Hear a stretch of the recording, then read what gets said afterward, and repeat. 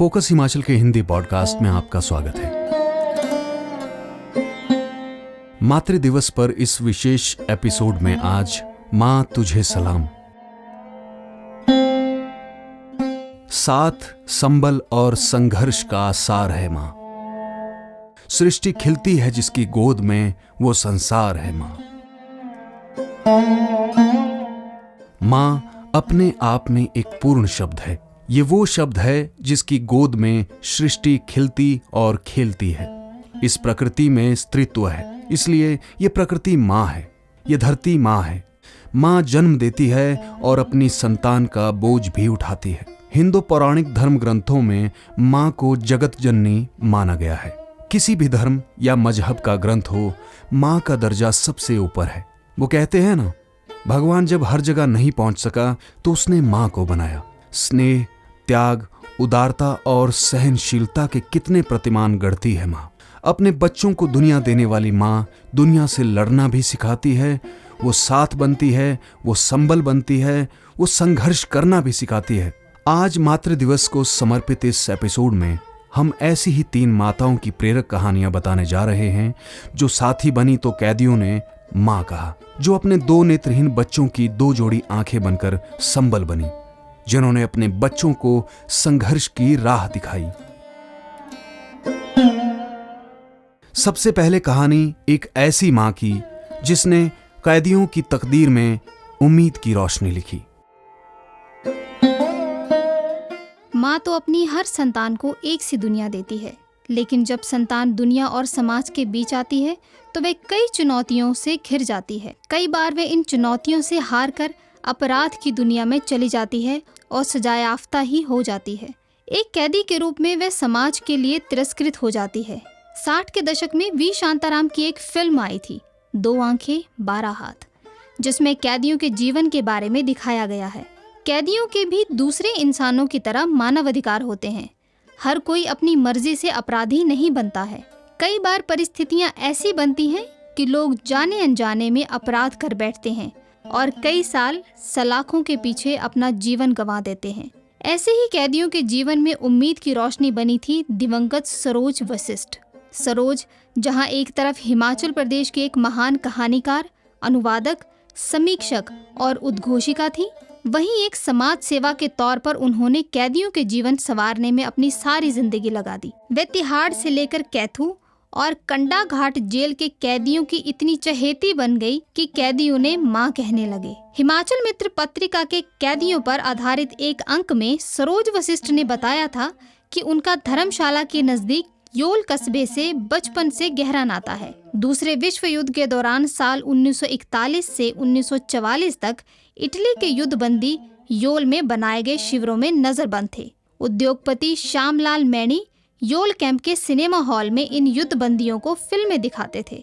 साल 1931 में पैदा हुई सरोज इस कालखंड में बचपन से किशोर अवस्था में प्रवेश कर रही थी। यहीं पर उन्हें युद्धबंदियों और कैदियों के जीवन में गहरे से झांकने का अवसर मिला और उनके जीवन को बदलने की ललक पैदा हुई। प्रसार भारती से रिटायर होने के बाद सरोज वशिष्ठ पूरी तरह से कैदियों के जीवन में बदलाव लाने के लिए समर्पित हो गई। उन्होंने कैदियों के जज्बात से उतरे शब्दों को कभी कविताओं में ढाला तो कभी नाटकों के जरिए बाहर लाने का प्रयास किया। उन्होंने दिल्ली की तिहाड़ जेल में 25 से ज्यादा नाटकों का मंचन किया और शिमला की कैथू और सोलन के कंडा घाट जेल में भी 20 से ज्यादा नाटक करवाए। वे विभिन्न अवसरों पर जेलों में जाकर कैदियों को देशभक्ति और देश प्रेम से ओतप्रोत कविताएं सुनाती थी। सरोज वशिष्ठ ने दिल्ली की कला कर्म संस्था से जुड़कर तिहाड़ जेल के कैदियों को 3 और हिमाचल प्रदेश की कैथू और कंडा घाट जेल के कैदियों की 4 किताबें प्रकाशित करवाई। उन्होंने तन्हाइयों के वे जंगल, तिहाड़ कारागार से निकली कविताएं और कवि अकरम की किरण बेदी को समर्पित पुस्तक दुख्तरे हिंद का प्रकाशन करवाया। उन्होंने तस्करी के आरोप में पकड़ी गई विदेशी और भारतीय महिला कैदियों की अंग्रेजी कविताओं की किताबों का भी प्रकाशन करवाया। उन्होंने किरण बेदी के विशेष आग्रह पर ऐसे जैसे कुछ हुआ ही नहीं किताब लिखी। सरोज वशिष्ठ को कैदियों के जीवन को बदलने के लिए कई सम्मान मिले। विजय गुजराल फाउंडेशन की तरफ से उन्हें सम्मानित किया गया तो महावीर संस्था ने भी उनके काम को सम्मान दिया। उन्हें हिमाचल प्रदेश का गवर्नर अवार्ड और red and white bravery award भी मिला। कैदियों के जीवन में बदलाव लाने को लेकर किए गए उनके कार्यों को लेकर एक वृत्त चित्र भी बनाया गया है, जिसे विशेष अवसरों पर कैथू और कंडाघाट जेल के कैदियों को दिखाया जाता है। पहली महिला आईपीएस किरण बेदी ने अपनी पुस्तक इट्स ऑलवेज पॉसिबल में तिहाड़ जेल के कैदियों के बीच किए गए सरोज वशिष्ठ के कार्यों का उल्लेख करते हुए लिखा है कि उन्होंने तिहाड़ जेल के कैदियों के जीवन में सार्थक परिवर्तन लाने में बहुमूल्य योगदान दिया है। साल 2015 को 5 दिसंबर की रात को शिमला के विकास नगर की एक रेजिडेंशियल कॉलोनी में हुई आगजनी में 84 साल की उम्र में सरोज वशिष्ठ की जान चली गई। उन्हें कैदियों के जीवन में सुधार के लिए किए गए कार्यों के लिए हमेशा याद किया जाएगा और एक मां के रूप में उनकी भूमिका को एक मिसाल के तौर पर याद रखा जाएगा। अब ऐसी मां की कहानी जो अपने 2 बच्चों के लिए आंखें बनी और उनके जीवन में कामयाबी की रोशनी लाई। ये प्रेरक कहानी है एक माँ की अपने बच्चों के लिए समर्पण और कर्मठता की।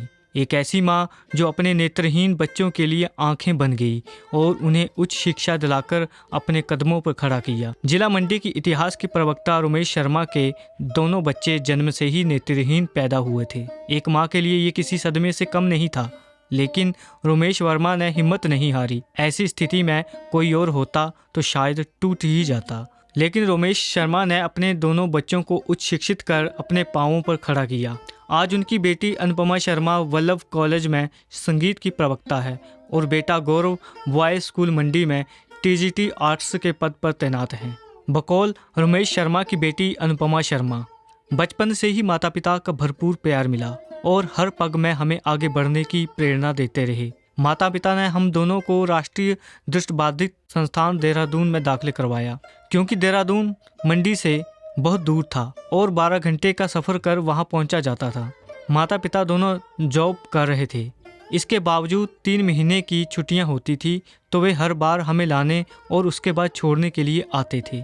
अपनी सामाजिक जिम्मेदारियों को निभाते हुए भी वो हमेशा हमारे साथ खड़े रहे। बकौल रोमेश शर्मा, सामाजिक कुरीतियों को देखते हुए हमें इस बात का एहसास हुआ कि शिक्षा ही हमारे बच्चों की आंखों की रोशनी बन सकती है। इसी सोच के साथ हमने दोनों बच्चों को उच्च शिक्षा दिलाई। अनुपमा ने MA music Chandigarh Punjab university से पास की। उसके बाद दिल्ली यूनिवर्सिटी से एमफिल करने के बाद हिमाचल प्रदेश विश्वविद्यालय शिमला से गाइड डॉक्टर मृत्युंजय शर्मा के नेतृत्व में पीएचडी की। आज वो एक सफल संगीत शिक्षिका के तौर पर कई बच्चों के भविष्य को रोशनी दे रही है। आज अनुपमा के 2 बच्चे हैं और पति ज्योतिष का कार्य करते हैं। वहीं बेटे गौरव ने भी राजनीति शास्त्र और संगीत में स्नातक होने के बाद संगीत में एमए की। वकौल गौरव, हम ऑडियो सुनकर पढ़े हैं।